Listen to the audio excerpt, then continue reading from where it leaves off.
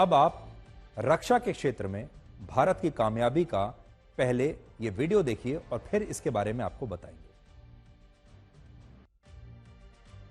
अभी जो आपने जो वीडियो देखा, ये Pinaka multi barrel rocket system का है, जिसका निर्माण रक्षा अनुसंधान और विकास संगठन यानी डीआरडीओ ने किया है। और ये रॉकेट सिस्टम पूरी तरह से भारत में बना है, जो 44 सेकंड के अंदर एक के बाद एक 12 रॉकेट्स दागने की क्षमता रखता है, जिससे 75 किलोमीटर की रेंज में कहीं भी दुश्मन के ठिकाने को नष्ट किया जा सकता है।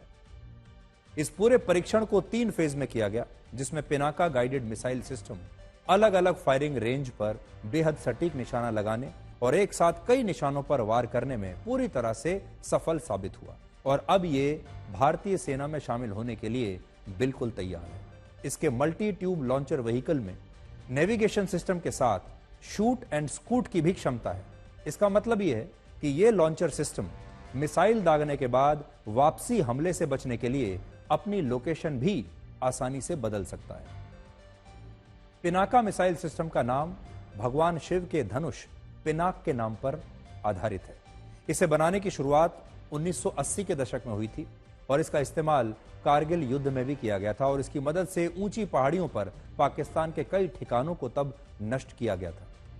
इसी वर्ष जून में फ्रांस की राजधानी पेरिस में एक डिफेंस एक्सपो का आयोजन हुआ था, जिसमें डीआरडीओ ने Pinaka multi barrel rocket system को भी शामिल किया था और इसका वहां पर प्रदर्शन किया था। और तब फ्रांस को यह सिस्टम काफी पसंद आया था।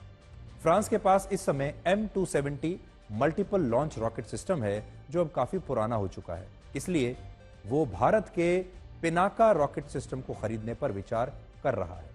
और अगर ऐसा हुआ तो अंतर्राष्ट्रीय बाजार में भारत का कद काफी बढ़ जाएगा और इससे देश के रक्षा निर्यात को काफी फायदा भी हो सकता है। आर्मेनिया और अजरबैजान के बीच लंबे समय से सीमा पर संघर्ष चल रहा है और इसलिए अपनी सैनिक क्षमता बढ़ाने के लिए उसने भी भारत से वर्ष 2022 में 2168 करोड़ में पिनाका रॉकेट लॉन्चर सिस्टम खरीदा था, जिसके बाद भारत आर्मेनिया को हथियार बेचने वाला सबसे बड़ा देश बन चुका है।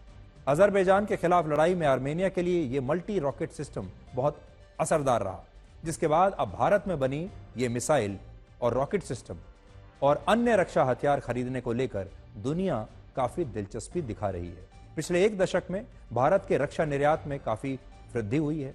2014 में भारत ने दुनिया को सिर्फ 686 करोड़ रुपए के रक्षा हथियार बेचे थे, जबकि 10 वर्षों के बाद 2023 और 24 में भारत ने करीब 22,000 करोड़ रुपए के हथियारों का निर्यात किया है। हथियारों के बाजार में अमेरिका पहले नंबर पर, फिर फ्रांस, रशिया, चीन, जर्मनी, ये टॉप 5 देश हैं, जबकि भारत इस लिस्ट में आज भी 40वें नंबर पर आता है। लेकिन आज हथियारों के बाजार में दूसरा सबसे बड़ा देश फ्रांस अगर हमसे कुछ हथियार खरीदने की इच्छा जताता है तो यह भारत के लिए एक बहुत बड़ी उपलब्धि मानी जाएगी।